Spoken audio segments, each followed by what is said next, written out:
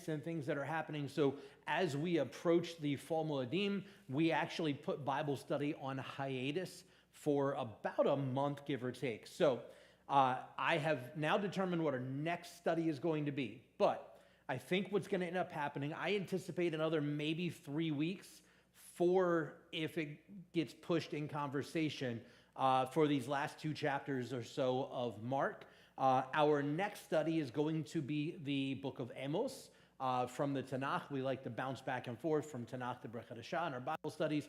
So our next study will be in Amos. However, whenever we finish Mark, if you look at the calendar, we're rapidly rolling up on the High Holy Days. So whenever we finish Mark, whether that's 2 weeks, 3 weeks, 4 weeks out from now, we are going to go ahead and enter our hiatus for the Fall Moedim at that point, rather than starting Amos for a week or two and then losing a month of time and everybody forgetting what we've already dealt with. We'll go ahead and go on hiatus when we complete the book of Mark, and we will pick up again around the 2nd or 3rd week of October. I forget exactly where that lands. So just wanted to put that out in the beginning so everybody knows what is coming up as we continue through our study this evening and in preparation for the Moedim. As much as I love Bible study and love interacting with you guys, we have on average between 5 and 7 extra services in that 3-week period. And so that's a lot.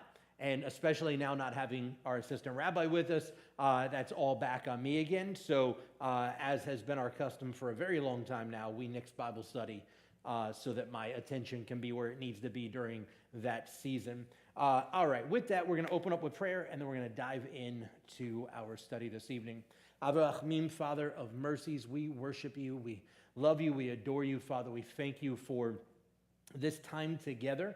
We thank you for the opportunity to gather together with our mishpucha, with our family here at CMC, to open your word, to dig into it, to hear from your heart, and to receive from you. Lord, I pray that as we begin again this evening in Mark 14 and work our way towards the culmination of this book, that you will speak boldly into our hearts and our lives, that you will reveal to us your truth in an even deeper and powerful way, that as we walk away from this place this evening, we'll have a better understanding of the reality of Yeshua as our Messiah, our final atonement, and the one through whom we are restored in right relationship with our Father in heaven. Avraham, Father of mercies, we thank you in the name of Yeshua HaMashiach. Amen and amen.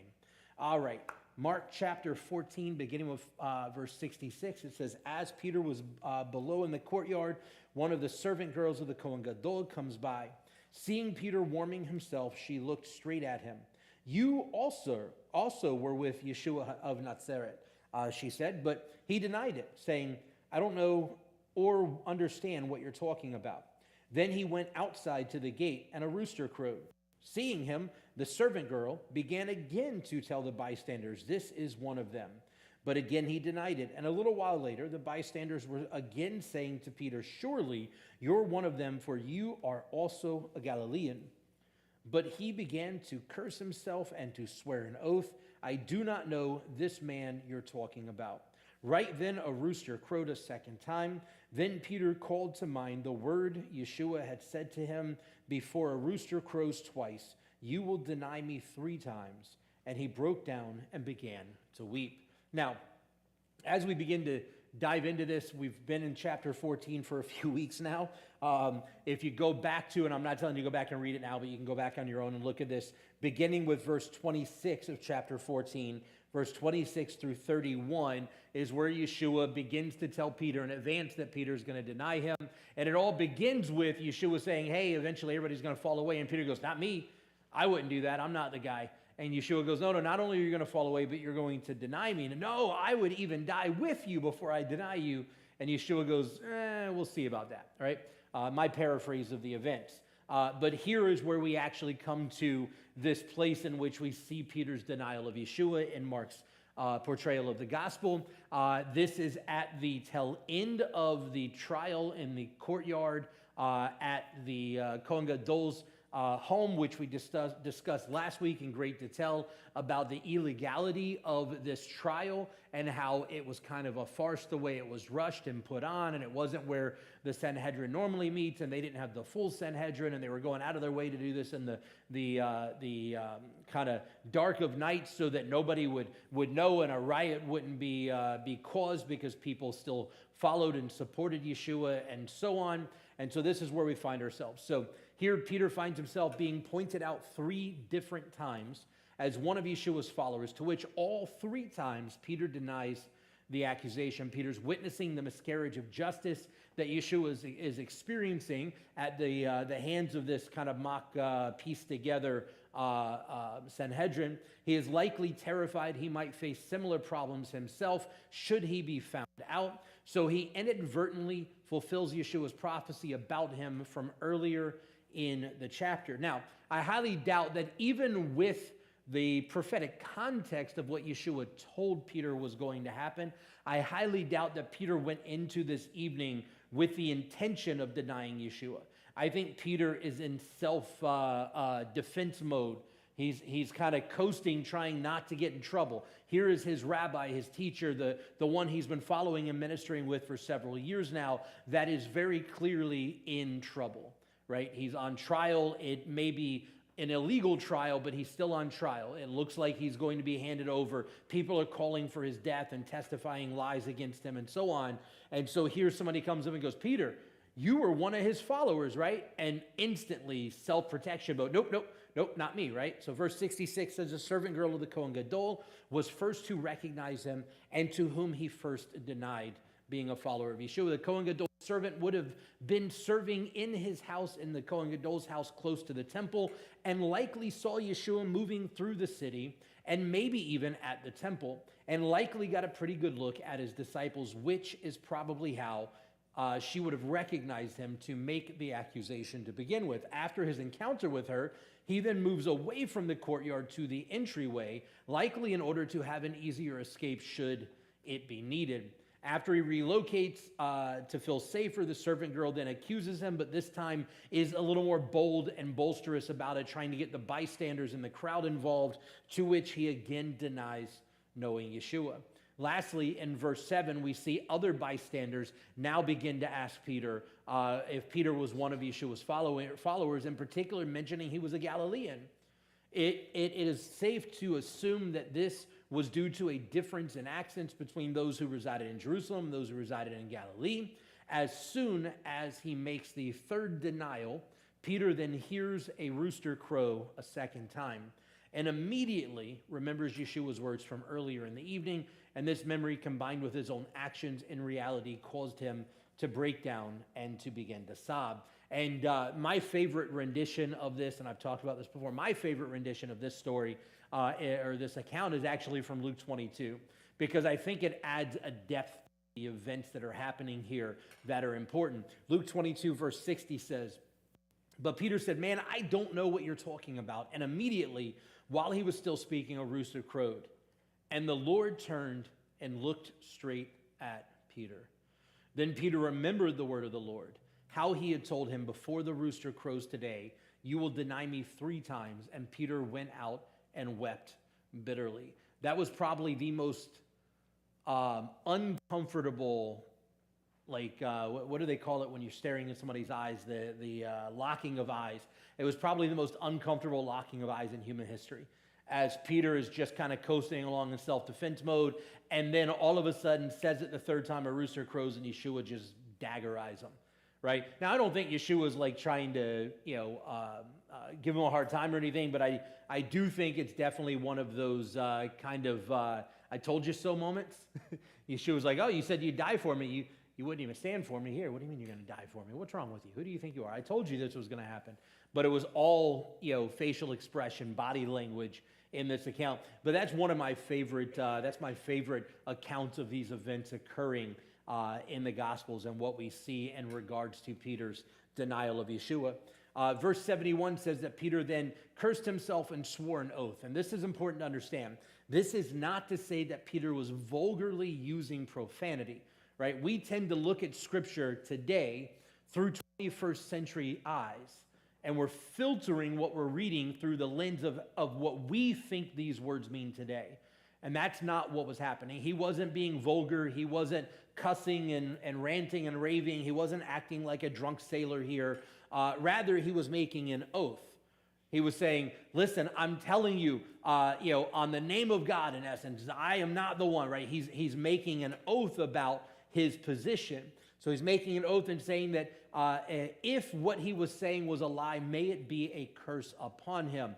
We see this kind of language throughout the Tanakh quite a few times, but in particular, one of the most prominent places we see this is in 1 Samuel 20, Jonathan and David, or who will become King David, Jonathan the son of Saul. Verse 11 says, Jonathan said to David, come, let's go out to the field. So they both went out to the field. Then Jonathan said to David, by Adonai, God of Israel, I will sound out my father about this time tomorrow or the day after. Look, if it is good toward David, wouldn't I then send word to you and disclose it to you? May Adonai do so to Jonathan, and even worse, should my father intend to do you evil, if I don't disclose it to you and send you away, that you may go in shalom, so may Adonai be with us as he has been with my father. We see similar oaths with curses tied to them throughout the Tanakh, including from King David himself several times. And in essence, what's happening here is these individuals making these oaths with curses are saying, I'm going to do X, Y, and Z, and should I not follow through, or should I not uphold my word, then may these horrible things happen to me, right? So he wasn't saying, cussing and ranting and raving and using profanity and vulgarity and so on, but rather he was swearing an oath, which the Torah tells us not to haphazardly swear oaths. He was haphazardly swearing an oath. I promise you, I don't know this guy. And then saying, may the curse of what he's experiencing be on me, or worse, should you find out it really was me that followed him. So he kind of takes the denial and sort of leaps it into a whole new level of problem, as he then also turns to an ill thought out oath, and then that ill thought out oath into something even worse. In all reality, very literally kind of breaking some of the heart of what Torah prescribes for us to do at this point in time. And most of that out of his own fear of what might happen to him should he actually be found out. Concerned that he might get arrested, concerned he might face the same problems, although it's not likely. It didn't seem like they were after Yeshua's followers. Even when they were in the garden arresting Yeshua, they arrested Yeshua, right? Peter took out a sword, cut a dude's ear off, and nobody put a hand on him. But yet Peter was still concerned, well, what if this happens to me? And being he was the only one still there at this point in time, everybody else had already left, it may have been a very real concern in the back of his mind whether or not it actually could have or would have happened. A different story. Any thoughts, questions, comments through chapter 14?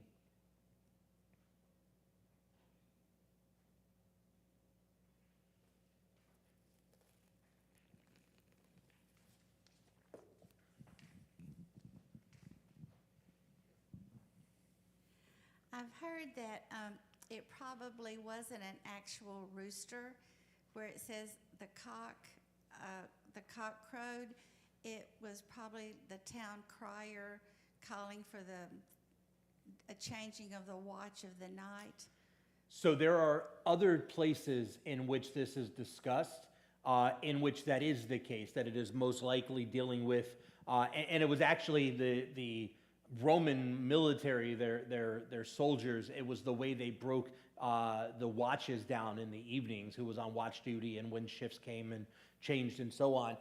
In this particular case, it does seem as though, as best we can tell historically and so on, it does seem as though this particular situation was very literally speaking of a rooster, and that rooster making that specific sound. Could it be because there was and one of the main reasons why this is viewed that way is because there was a specific watch that was called the rooster. And when they would make that change, it was called the rooster's crow.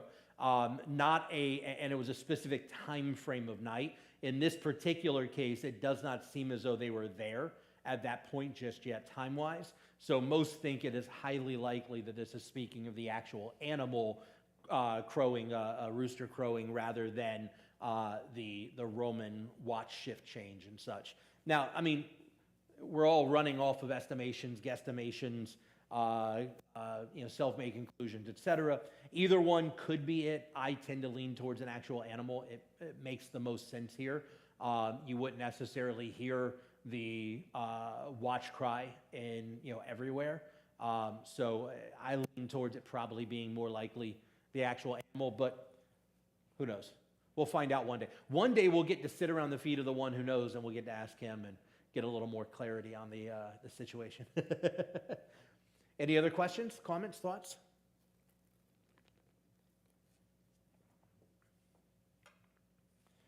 If not, we will migrate through to chapter 15.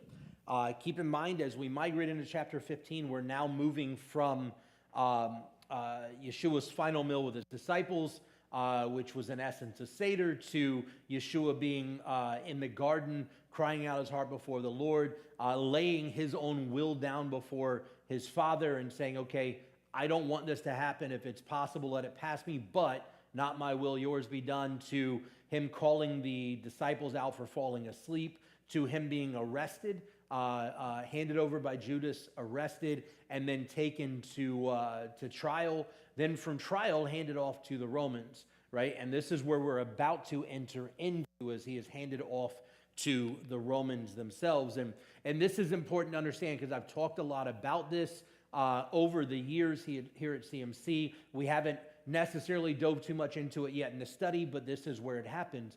You have to understand, in the first century, Israel was under Roman control.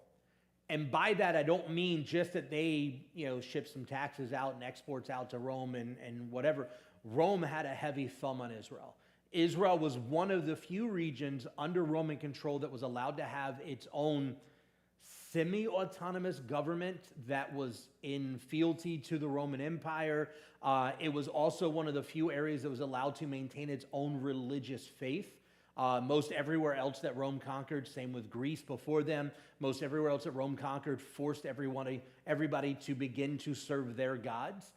Israel was able to have their own faith and sort of have their own semi-autonomous government, and as long as they remained in fealty to Rome. But with that, as we're looking at this, what we also understand is that Israel, the Jewish people, did not have rights under Roman authority for capital punishment, which means if Israel deemed that somebody did something wrong, whether by Torah or against Rome, that they felt capital punishment was the proper solution, Israel could not perform capital punishment themselves.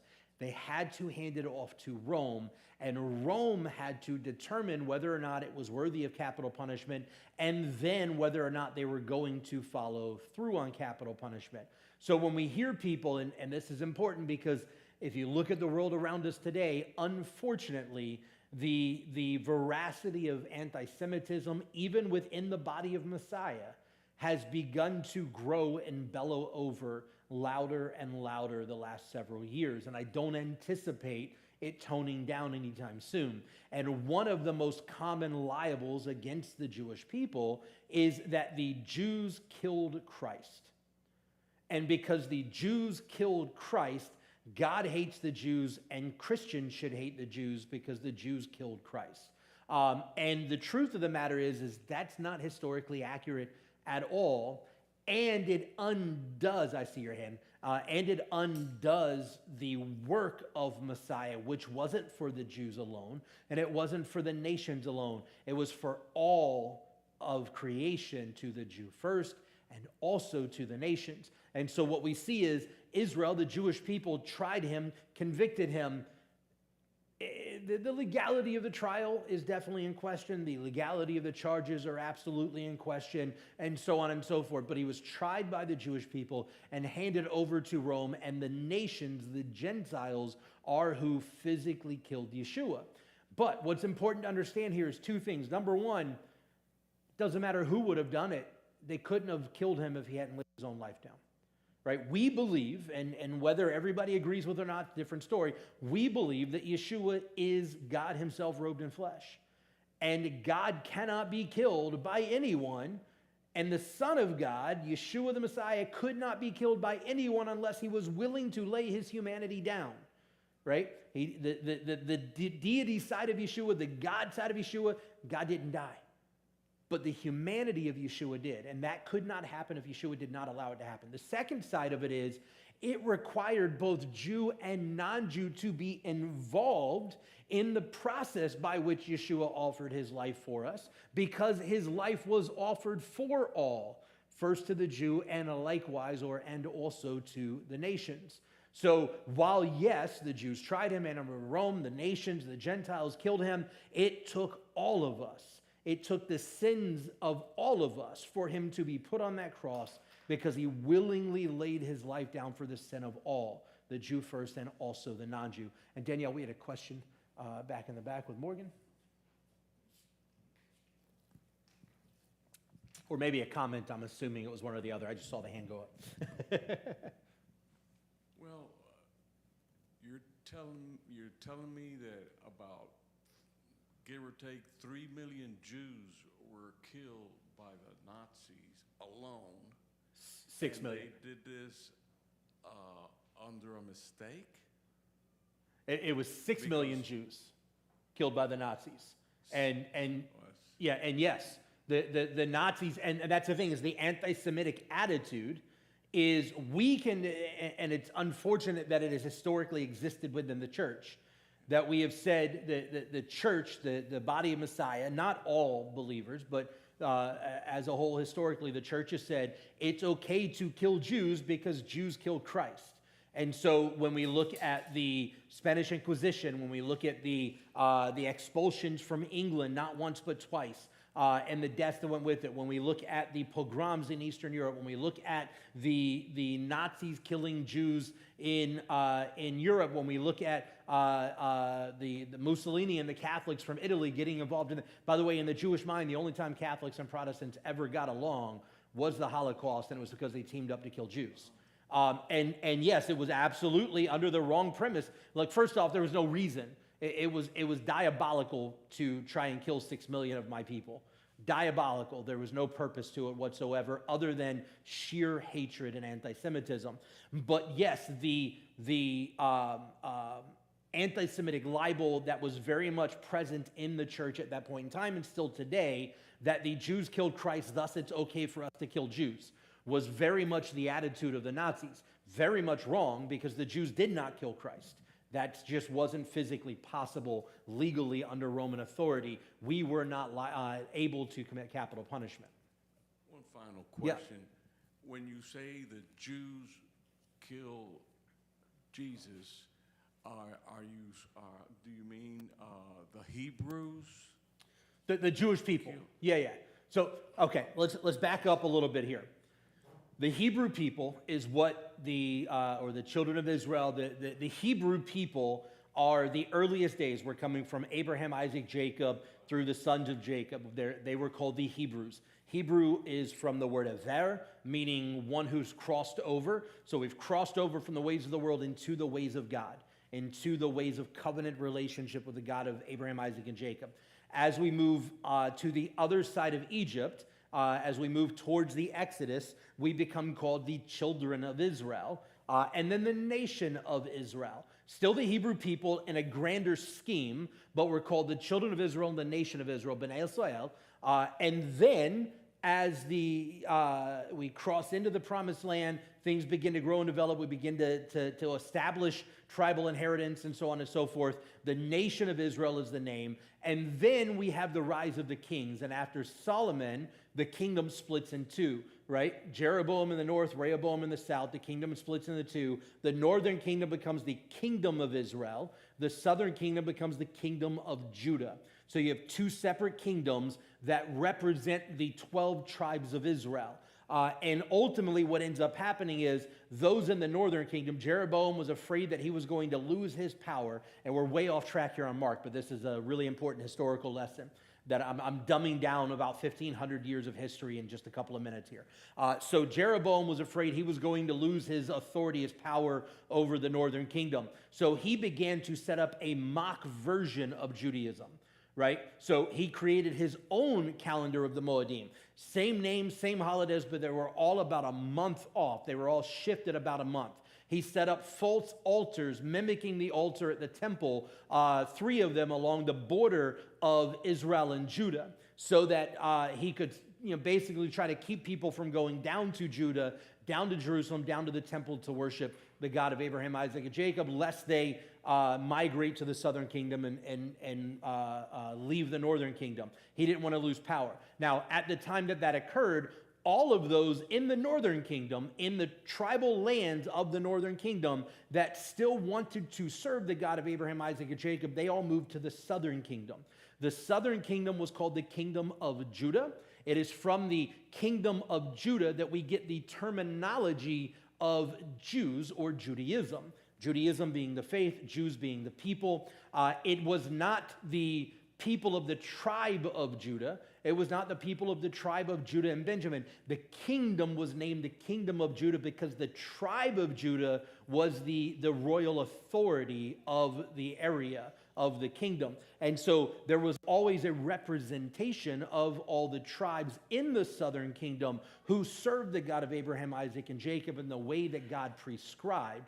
And so when the Assyrians came into the northern kingdom and they attacked and they carted off all of the wealthiest, the brightest, the most influential and affluential people of the northern kingdom, the kingdom of Israel, and they took them and spread them out across the rest of the Assyrian kingdom, they then brought other people that were the lowest common denominator of their people in these other lands that they had conquered. They dumped them into the northern kingdom and said, this is now your home. There was still those of the northern kingdom that lived there that just were, Joe Schmo farmers and herders and whatever. They weren't the affluent, influential people. They were just Joe Schmo whatevers in the northern kingdom.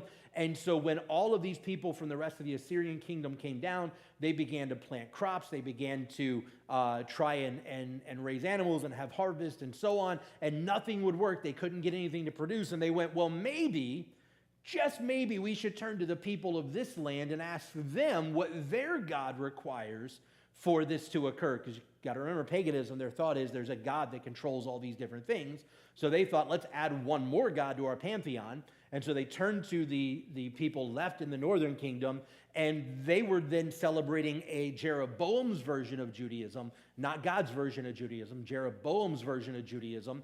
And they blended Jeroboam's version of Judaism with whatever these other people brought of their faith practices to the northern kingdom. That became the Samaritan people.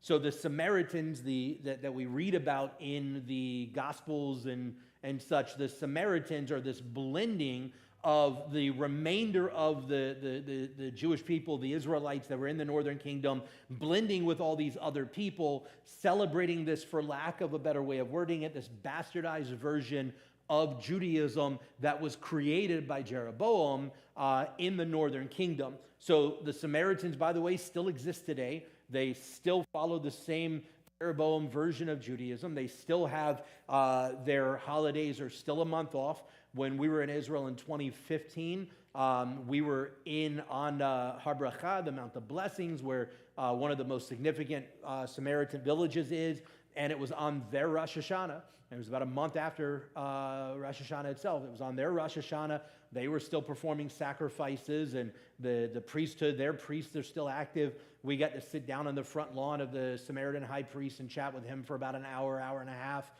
Really weird dude, strange thoughts and ideas, but it was a pretty cool experience. But at the same time, in the southern kingdom, the kingdom of Judah, there was still a devotion to the God of Abraham, Isaac, and Jacob.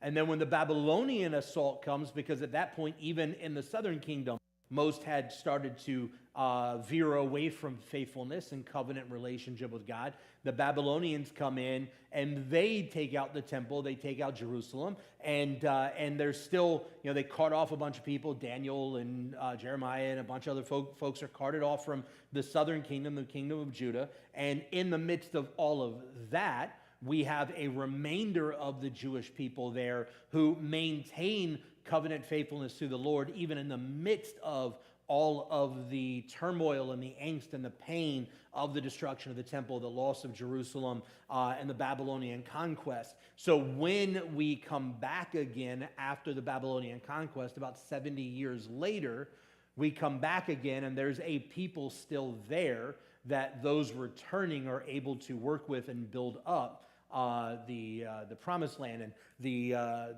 Ezra and Nehemiah tell us there were even some from the northern kingdom who were already in the southern kingdom after the kingdom split that were still involved in the rebuilding of Jerusalem and so on. So this feeds into two things. One is, who are the Jewish people, right? The Jewish people, Judaism, the Jewish people. Being a Jew does not mean you're of the tribe of Judah. It means that you are a part of the remainder of those of Israel who lived in the kingdom of Judah, which was where the faithful remnant of Israel existed after the split of the kingdom and after the Assyrian conquest and so on. Does that make sense? It's a lot of history dumbed down in just a couple of short minutes, but that's the rough run of it. So the term, the Jewish people, the term Jews, is the people who follow Judaism, who are descendants of Abraham, Isaac, and Jacob, and ultimately were able to trace back to the kingdom of Judah, not to the tribe of Judah, but to the kingdom of Judah. And so the term Jew now covers, even though it's from Yehudah, from the tribe of Judah, ultimately, because that was the tribe who had the royal authority of the southern kingdom, ultimately the term Jews or the Jewish people now covers everyone from all of the tribes today. Does that make sense? Okay. And that was the case in the first century as well, by the way. Yep. All right. Any other questions? I don't want to, plow off if there's more to dialogue on. But I said that at the beginning of this as we're getting ready to turn into chapter 15, because it's important to understand that it took Jew and non-Jew alike for Yeshua to be put on the cross, because it was the sins of Jew and non-Jew alike that Yeshua died for. So we can't say the Jews killed him or the Gentiles killed him. We all were involved. We all have culpability. But our culpability in his death doesn't matter, because he chose to take that death upon himself, to carry the sins of the world upon his back, so that we all, Jew and non-Jew alike, could be redeemed and restored through the atonement of Yeshua. Make sense? Cool. Let's see here.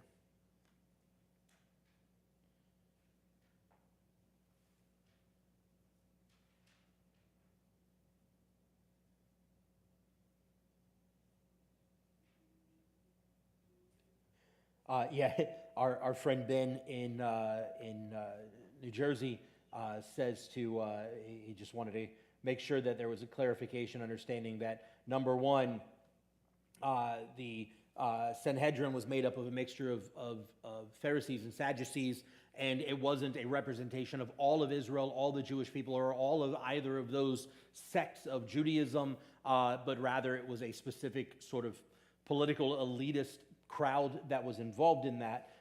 And with that said, more importantly, much like as Americans today, the one thing that none of us want to hear is that we're responsible today for the sins of the forefathers of America in regards to American slavery 300-400 years ago, right? Sometimes we are treated as though we still have slaves today, even though we didn't. And the same is true. Jews today that are alive today weren't involved in what happened under Roman authority in Jerusalem in the first century. We had nothing to do with that. So the anti-Semitic libel, which unfortunately still comes from those within the church as well, not just outside of it, but this anti-Semitic libel that all Jews are responsible for the death of Messiah and thus are fair game, is also an invalid argument, because there isn't a Jew alive today that was there when Yeshua was put on trial, or that was alive when Rome put him on the cross. We had nothing to do with it. And unfortunately, we somehow have unfortunately inherited all of the angst and headache and drama that this anti-Semitic trope has continued on for the last 1900 years, unfairly and unduly. So with that said, we're going to dive into chapter 15. I'm going to read 15 through 20 for context. We're going to go back and break into it little by little, and we'll see how far we get in this last little bit of study tonight. Right at daybreak, the ruling Kohanim held a meeting to consult with the elders and Torah scholars and the whole Sanhedrin. They tied up Yeshua, led him away, and handed him over to Pilate. Pilate interrogated him, "Are you the king of the Jews?" Yeshua answers him, "As you say." The ruling Kohanim began to accuse him of many things. Again, Pilate asked him, "Aren't you going to answer these? Look how many charges they're bringing against you." But Yeshua did not answer, so Pilate was amazed. Now, during the feast, he used to release, speaking of Pilate, he used to release to them one prisoner, anyone they were asking for. Now, a man named Barabbas had been in jail with the rebels who had committed murder during the rebellion. The crowd came up and began to request what he was accustomed to do for them. But Pilate answered them, saying, "Do you want me to release for you the king of the Jews?" For he knew that out of envy the ruling Kohanim had handed him over. But the ruling Kohanim stirred up the crowd, so he would release Barabbas to them instead. Then answering again, Pilate said to them, "So what do you want me to do with the one you call the king of the Jews?" And they shouted back, "Execute him." Pilate responded, "Why? What evil has he done?" But they shouted all the more, "Execute him." Wanting to satisfy the crowd, Pilate released Barabbas for them, and after he had Yeshua scourged, he handed him over to be crucified. The soldiers took him away into the palace, the governor's mansion called the Praetorium, and they called together the cohort of soldiers. They dressed him up in purple. After braiding a crown of thorns, they put it on his head, put it on him, and they began to salute him, "Hail, King of the Jews!" Over and over, they kept hitting him on the head with a staff and spitting on him, and kneeling down, they worshipped him. When they finished mocking him, they stripped the purple off him and put his own clothes back on him, and they led him out to crucify him. All right, so going back to the beginning, verses 1 through 5. It says, right at daybreak, the ruling Kohanim held a meeting to consult with the elders and the Torah scholars and the whole Sanhedrin. They tied up Yeshua, led him away, handed him over to Pilate. Pilate interrogated him, "Are you the king of the Jews?" Yeshua answered him, "As you say." The ruling Kohanim began to accuse him of many things. Again, Pilate asked him, "Aren't you going to answer? Look, how many charges they're bringing against you." But Yeshua did not answer, so Pilate was amazed. As we mentioned with chapter 14, the night trial was illegal. So they reconvened around first light or dawn to quickly make their conclusions official. Normally, Roman officials like Pilate would conduct meetings with the public from dawn till around noon. So the Sanhedrin had to have Yeshua ready early for Pilate. Getting Yeshua to Pilate was a little easier than normal since it was Pesach. Normally, Pilate resided in Caesarea, but during Pesach, he would stay in Herod's old palace in Jerusalem in order to be close to forestall troubles that might arise with the Pesach crowds. Because as we've said, much larger crowd in Jerusalem during Pesach. It's one of the Shalosh Regalim, one of the 3 pilgrimage feasts, in which many people would make pilgrimage to Jerusalem to celebrate the holiday. Notice the difference in the accusations Yeshua faced before the Sanhedrin, which were primarily centered upon blasphemy, right? However, the accusations shift with Pilate, who asks, "Are you the king of the Jews?" Why was Pilate concerned about if Yeshua considered him the king of the Jews? Because this would be considered sedition and treason against the Roman Empire. Plus, Rome was well aware that the Jewish view of Mashiach would be that he would come and overthrow Rome and reestablish the Davidic throne. So when the Sanhedrin was dealing with Yeshua in the dark of night, they were focused on, did he say something we could use against him as being blasphemous, as being something against our God, our temple, our priesthood, etc. When they bring him to Pilate, to Rome, the script flips. Now it isn't about blasphemy. It's about, is he establishing himself as a threat against the Roman Empire, against the Roman emperor himself. While the Sanhedrin knew that profaning the temple would be an executable offense by Jewish law, Rome would be highly unlikely to punish Yeshua for it because Rome didn't care about the temple. But they knew that Yeshua's claim to be Mashiach would be more of a threat to Pilate and ultimately to Rome. Pilate was not a particularly cooperative governor to the Sanhedrin, so they wanted to make sure that when they brought Yeshua before him, they did so with the strongest possible case against him that they could come up with. Yeshua answers Pilate very simply, Pilate says, "Are you the king of the Jews?" And he says, "As you say." In other words, if you say so, right? There are two schools of thought on what Yeshua intended by this statement. Number one is that Yeshua was intentionally being non-committal. In essence, as if he were saying, "You say that I am, not I. I didn't say that, you said that," right? And then the second school of thought is that Yeshua was emphatically responding, "You said it, and so it must be true." The Kohanim become enraged and begin to accuse Yeshua of many things. Pilate asks Yeshua if he was going to answer any of the accusations against him, which legally it would have been his right to defend himself. However, Yeshua chooses to remain silent. And we see from the book of Maccabees and other places that Jewish martyrs frequently refuse to cooperate when asked to testify in front of Gentile judges. Much like we see here with Pilate, the silence and lack of cooperation astounds them. It kind of leaves them speechless, because who's going to stand in front of somebody with the authority of Pilate and not defend themselves when they know they could be facing death? And yet here Yeshua is standing there, not defending himself, not worried about it. Whatever happens, happens. Yeshua is fully aware of what's coming next, and he's rolling with it, right?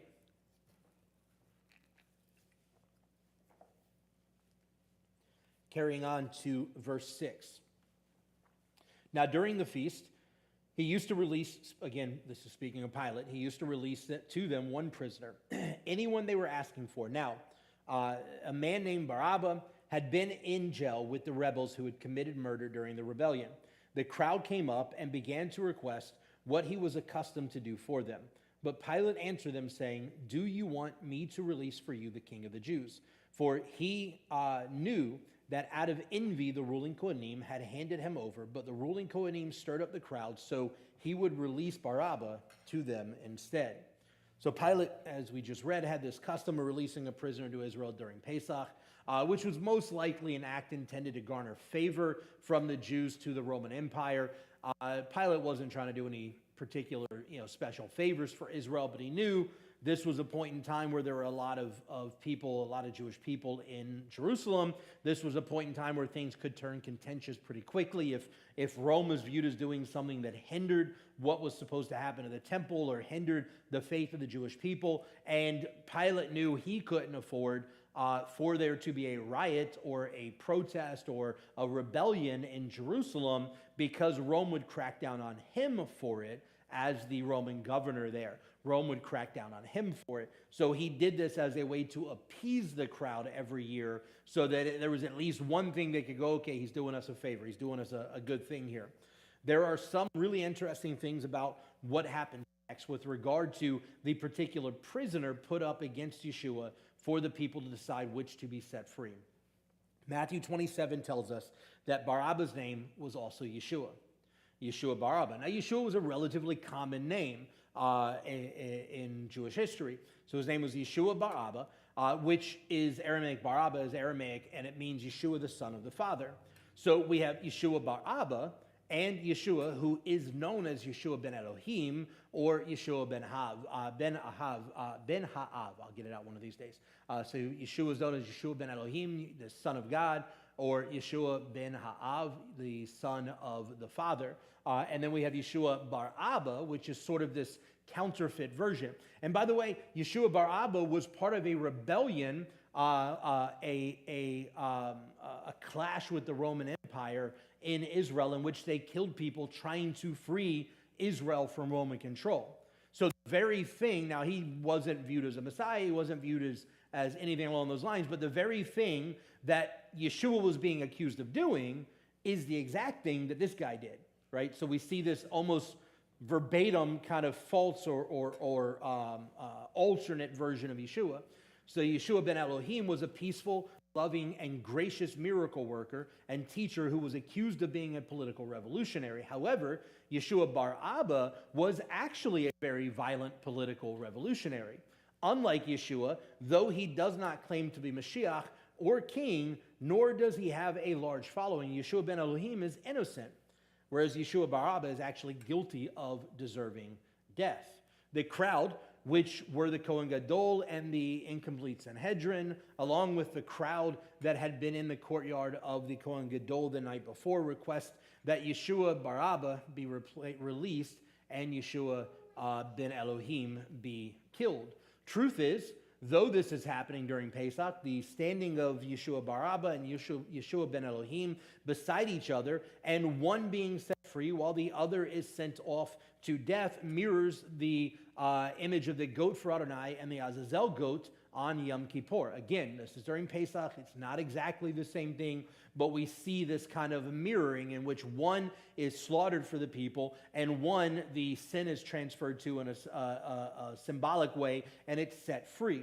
Whereas Yeshua serves spiritually as both the sacrifice for our sin and the one who takes away the guilt of our sins, the Azazel. With Yeshua and bar Abba, we see the symbolic reality, the sacrificial goat and the scapegoat. The parallel is that bar Abba, the goat that goes free, the guilty one released back to the people, and Yeshua, the goat for Adonai, the innocent one given over to death. The twist is that, as I mentioned a few moments ago, bar Abba is actually guilty, and Yeshua is actually innocent. Bar Abba walks free because Yeshua, much like each one of us, takes his place. Bar Abba deserved what was coming his way. You and I deserve what is coming our way for our sin and our rejection of covenant faithfulness to the Lord, and yet Yeshua takes what we rightly deserve upon himself so that we may be set free. That's the scapegoat theology that we see playing out in real time in this narrative. The guilty go free, the innocent is then handed over, sin is transferred, and judgment is absorbed elsewhere. Any questions, thoughts, comments before we move into verse 12? Verse 12.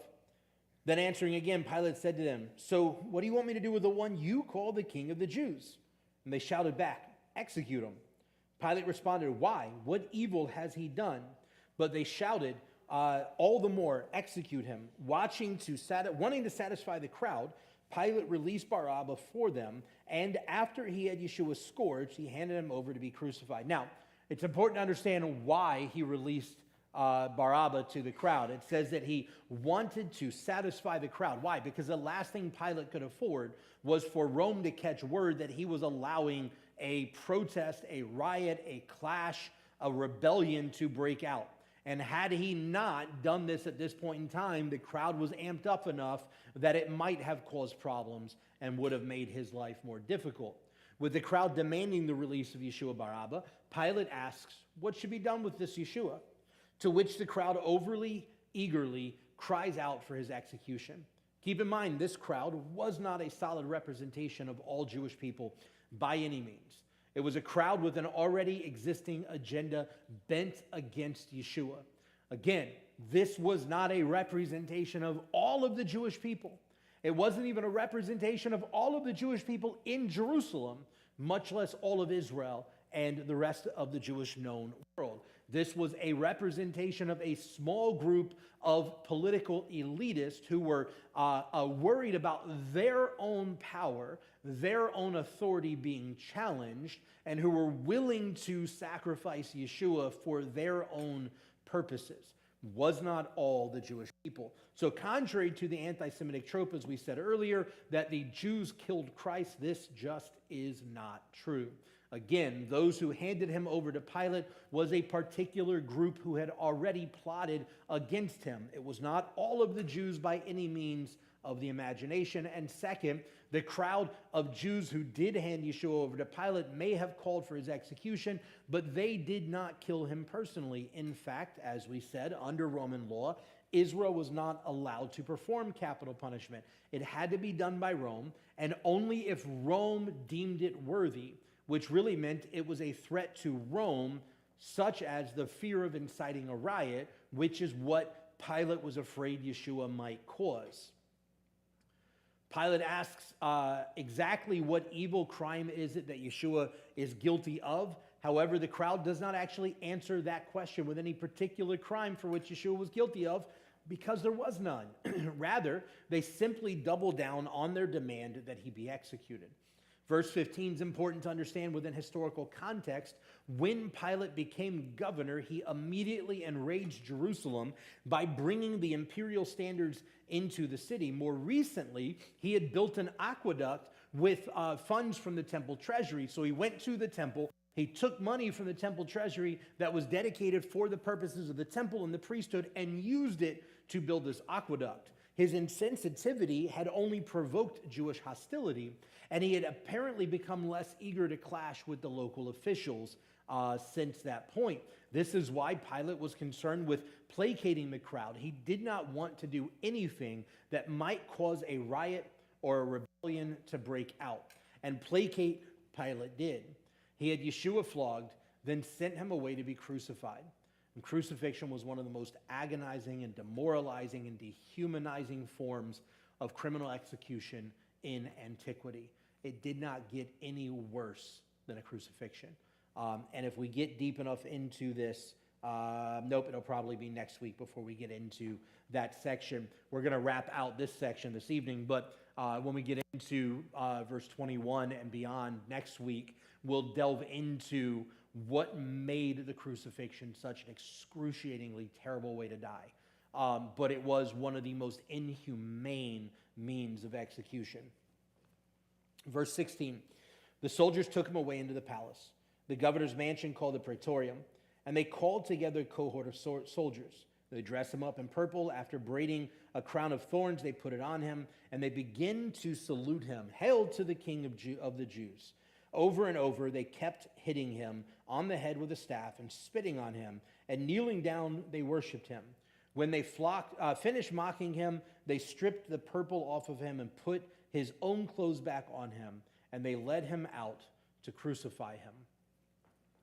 A cohort of soldiers, as early in this section talks about in verse 16, a cohort of soldiers would have been upwards of 600 soldiers, all of whom came together to beat, mock, and humiliate Yeshua.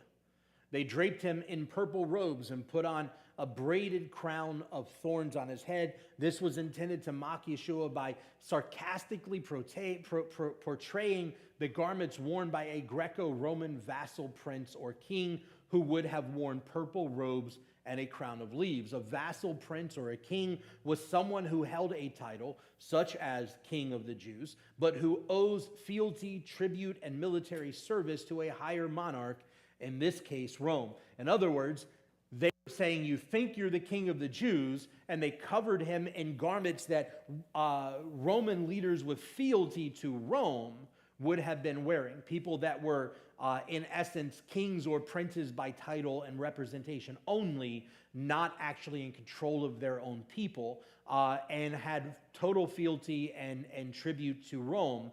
They dressed him in this and put a crown of thorns on his head, similar to what would have been worn by those who were vassal servants of the Roman emperor. And it was a way of saying, you think you're the king of the Jews, but hey, don't forget you're still under the big guy, Rome, right? Many scholars think that the crown of thorns, perhaps from the branches of a thorny acanthus shrub or from a date palm, which would look more like a crown, may have been meant to turn mainly outward rather than painfully inward. Most people perceive that because it said it was a crown of thorns, that they were jamming the thorns into his head, right? We all see the pictures of the crown of thorn with the blood coming down his face. But it's more likely that the thorns were actually turned outward rather than inward. Thus, the crown would have mimicked the wreaths worn by the Hellenistic rulers, who were very much often vassal servants. Because the wreath was twisted, however, some thorns or spikes most likely have scraped inward and maybe drew blood from Yeshua's scalp. Only the highest king would wear an actual crown instead of a wreath. So they are portraying Yeshua as a vassal king or a vassal prince, a servant king. In other words, you think you're the king of the Jews, but even if you were, you would still be subservient and subordinate to the Roman emperor. He would get to wear the crown, and you have to look like all these other fools. The soldiers repeatedly saluted Yeshua, calling out, "Hail, King of the Jews," which is how Romans would greet the emperor. So if you pay attention here, they're simply mocking him with, in essence, pagan rituals, while saying, "Hey, you think you're the king of the Jews, but we're gonna mock you and fake worship you as we would worship our pagan rulers." They also continued beating him on the head with a staff, spitting saliva on him, and kneeling down in mock worship of him. This too was intended entirely as mocking the moniker King of the Jews, as Romans would pay homage to the emperor by falling on their knees before him. So they're doing all the things that they would do to Roman leaders, vassal leaders, and the Roman emperor, but in mock of Yeshua. After they had their fill of mocking Yeshua, they stripped the faux royal garments off of him and restored his own clothes to him, and then led him off to be crucified. Any questions up to this point? In the next section, which we'll get into next week, we'll dive into the actual crucifixion itself. This is the preamble, the leading up to the actual crucifixion itself. So any questions up through verse 20, I think it's verse 20, yeah. Chapter 15, verse 20. Comments, thoughts? Let me see what we got going on online.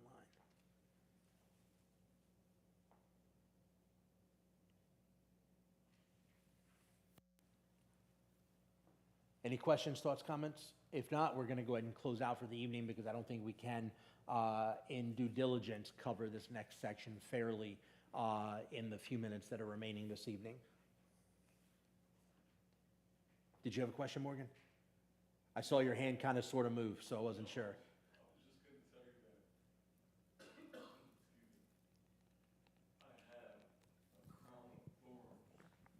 Well, actually belongs to my wife. It'd be okay if I bring it next Tuesday? Yeah, that's fine. Yeah. Yeah. I probably won't wear it, but. Any other questions, thoughts, comments? It's pretty amazing when you actually sit down and dig into, contextually and historically dig into what's happening when we look at the gospel message. Because what's often presented and what is reality are not necessarily the same thing. And the fact that, and we'll dive into this a little more next week as well, and it's kind of at the core of who we are as a Messianic synagogue. We talk about this quite often, is that unfortunately, since realistically the mid-second century and especially full throttle in the 3rd century, the church itself has so intentionally and so dynamically severed and divorced itself from its own Jewish heritage. That's not to say that everybody in the church is of Jewish descent, but the faith of Christianity is derived from Judaism. But the church has so heavily separated and divorced themselves from their own Jewish history that they don't really understand the truth of the Jewish narrative and context that is happening in the gospel messages, or for that matter in the book of Acts or Paul's writings or anything else. They are looking at it from their perception of 1,800 years of Christian history, which undoes everything that was actually happening in the Jewish context of the gospel message. And so when we take the time to reestablish and really dig into the gospel message through its Jewish lens and context, Danielle, if you bring the microphone back out for Patty, sorry, to the Jewish message, or the Jewish context of the message, all of a sudden we start to see really important things rise to the surface that have been a part of the narrative the entire time, but have been glazed over because the body has, for whatever reason, intentionally segregated itself from those realities, and they don't understand the context and the imagery that's playing there. When you were explaining about Barabbas, you said that he was we know he was a rebel and a murderer and all that stuff, but that he was actively working against the Romans Yeah. or okay, could you explain a little bit more about that? I had not really heard that. Yeah, well, when it talks about the rebellion, like even in what we're going to dig into next week, where it talks about there were the two, what are often translated as robbers. That's not actually what it means in Greek. But the two robbers or criminals or whatever that were hanging on crosses on either side of Yeshua. It specifically tells us here in Mark that they were part of the rebellion with Barabbas. And so this rebellion was a rebellion against Rome.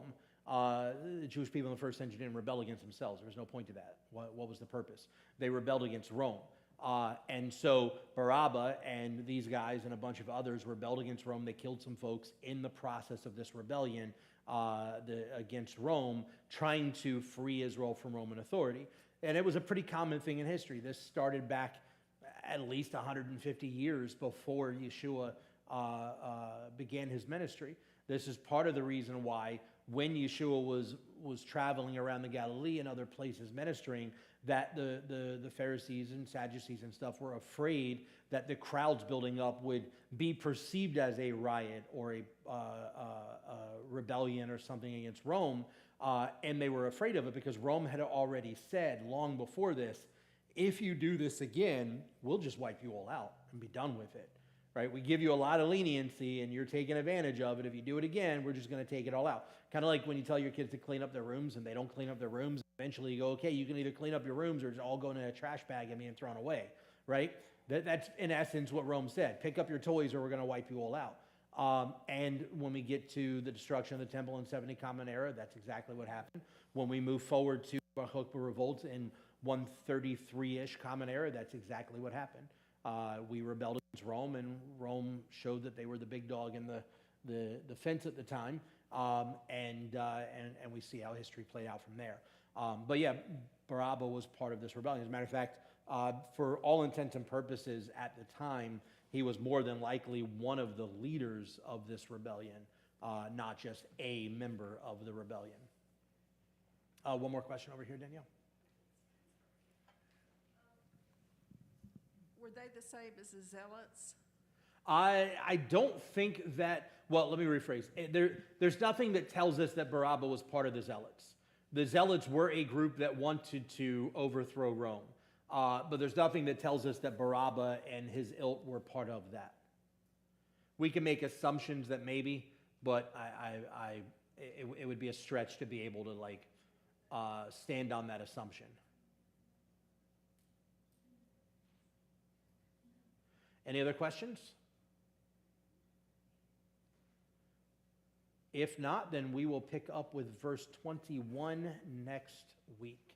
Avraham, Father of mercies, thank you for this time together and the opportunity to learn a little more about Yeshua, the work that Yeshua did to bring about our freedom from slavery to sin and the restoration of your people. Lord, I pray that as we continue to dive through the remainder of the Gospel of Mark, that you will remind us of the truth of the continuity of your faithfulness to your people, Israel, the Jewish people, from the calling out of Abraham all the way through this day and all the way into the Olam Haba, that Father, you are not done with your people. And despite the misconceptions of what happened in Jerusalem in the first century in regards to Yeshua's death, burial, and resurrection, that the Jewish people are not responsible for it. The anti-Semitic tropes are garbage, are lies, are